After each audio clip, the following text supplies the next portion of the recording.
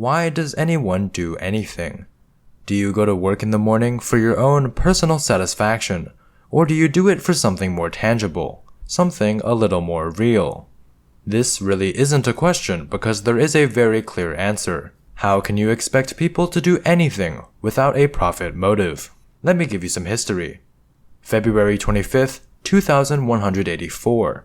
An asteroid ejected from Saturn's rings impacts Enceladus Prime, a military shipyard being constructed in the orbit of Enceladus, Saturn's sixth largest moon.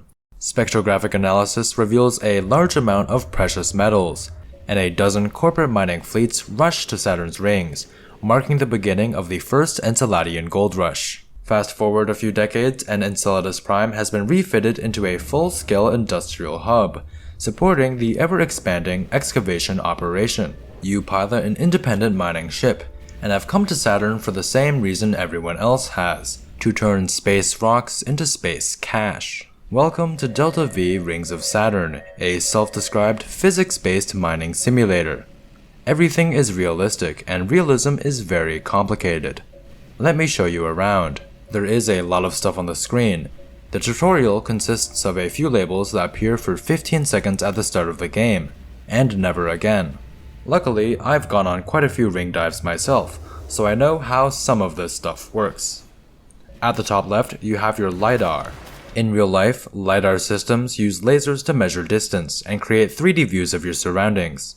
In Delta V, LiDAR does the exact same thing. I think it does. I don't really know. Below that, you have your movement information. Green indicates values within your ship's expected operating range. Yellow means you're pushing it, and red is your ship's computer begging you to slow down before you atomize yourself on an ice chunk. Unfortunately, your ship's computer also plays really cool music whenever you exceed 100 meters per second. The full song is 4 minutes long, and I have never once heard the ending. Moving to the right, we've got a lot more displays to cover. The visual feed indicates your position in the rings at large, and also shows the bright flashes of light emitted when the main engine of a ship fires. Either your own, a fellow miner, or something else entirely. Out in the rings, we call this the torch, and you can probably figure out why.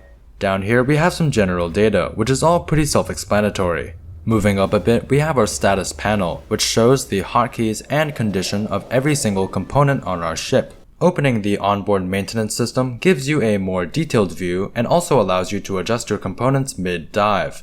You cannot repair anything that gets banged up while you're out in the rings, but you can adjust how non-functional specific aspects of a component are. For example, when I inevitably damage my nuclear reactor, I can decrease either fuel rod jamming, reactor leakage, or turbine galling at the expense of worsening the other two options.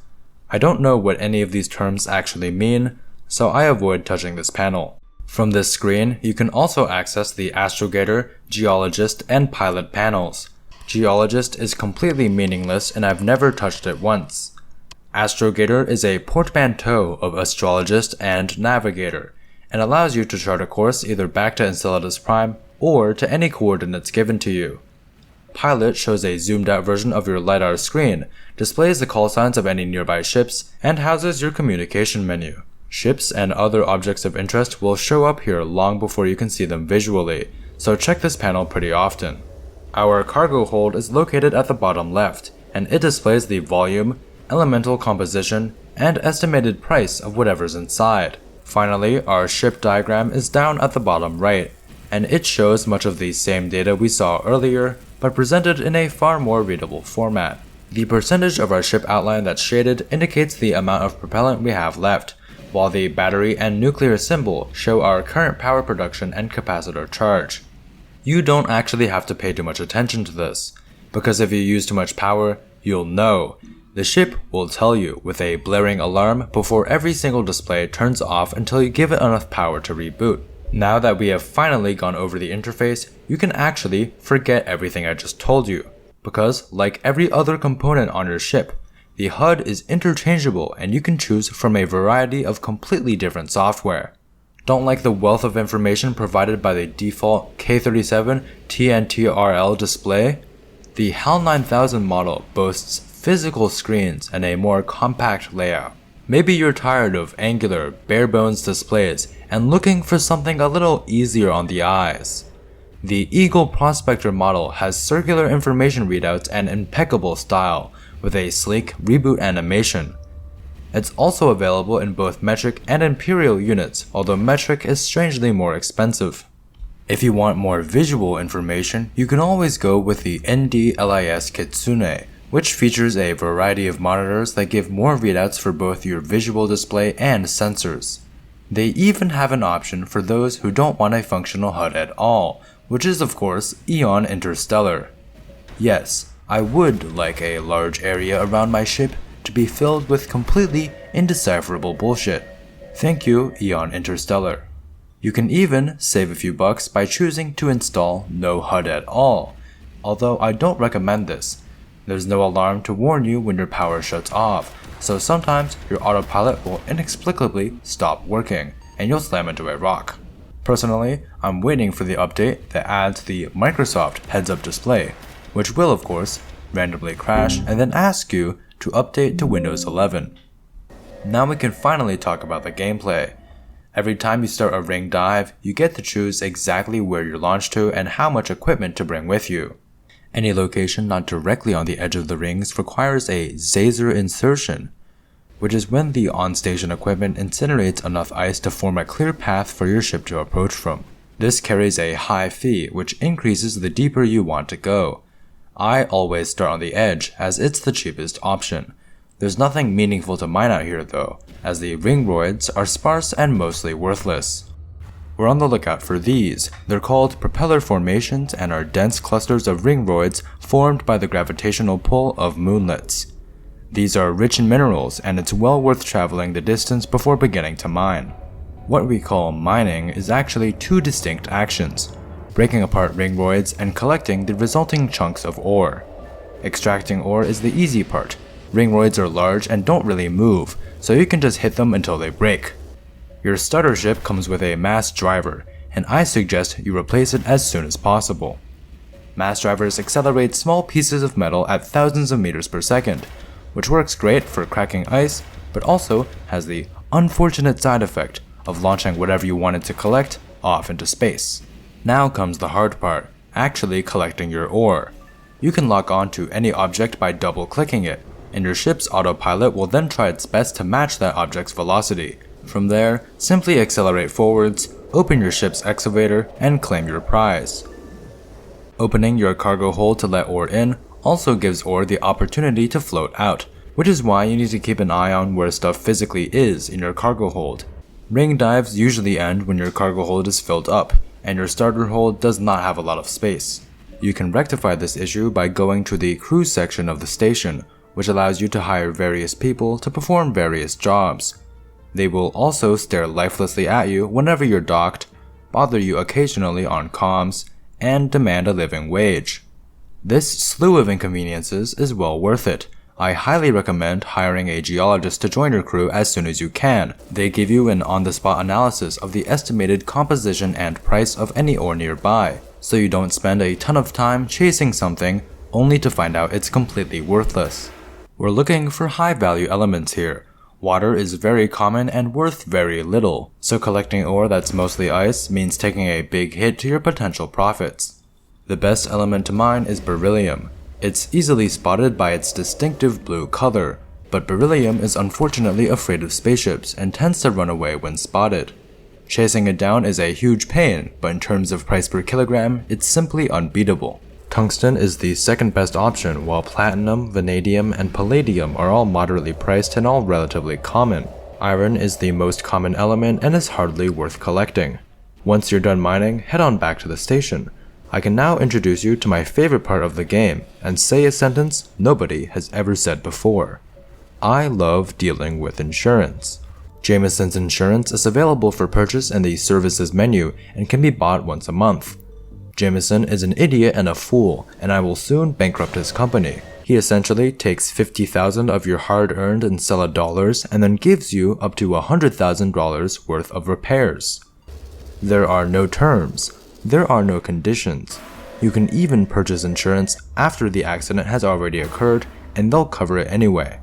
I like to imagine that Jameson breaks out into a cold sweat every time he sees me haul my total ship over to the nearest docking bay before purchasing his insurance plan and spending $50,000 of his cash in 5 minutes.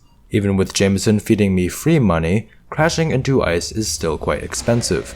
When a part is damaged, you can either repair it or replace it entirely. Repairs are far cheaper but cannot restore parts to their full functionality. The nuclear reactor is typically located in the rear of the ship near the main torch. When traveling long distances in the rings, I like to burn until I reach 100 meters per second, then turn my ship around and drift backwards at high speed, using the blazing hot gas from my torch to incinerate any ice in my way. This works quite well, until it doesn't and a piece of ice scores a direct hit on my nuclear reactor. A brand new reactor costs $80,000 in Silla dollars and will not stay in good condition for very long. So I've figured out a solution in the meantime. The Eon Interstellar RCS thrusters are critical to my mining build. They provide decent performance, but their main advantage is that they use reactor heat to run. Whenever my reactor is on the brink of melting down, I can simply fire all of my thrusters and vent enough heat to delay catastrophic failure. This also has the unfortunate side effect of rendering my ship completely uncontrollable for a few seconds, but I'm sure this won't be an issue. There are a lot of equipment upgrades you can purchase, and a good amount of new ships to buy as well. Personally, I always like to invest in an upgraded cargo hold with an onboard mineral processing unit. MPUs are pricey, but they melt ice out of ore, significantly increasing the amount of actual metal you can bring back on station. In terms of upgraded ice cracking equipment, you can go for a microwave emitter or mining laser.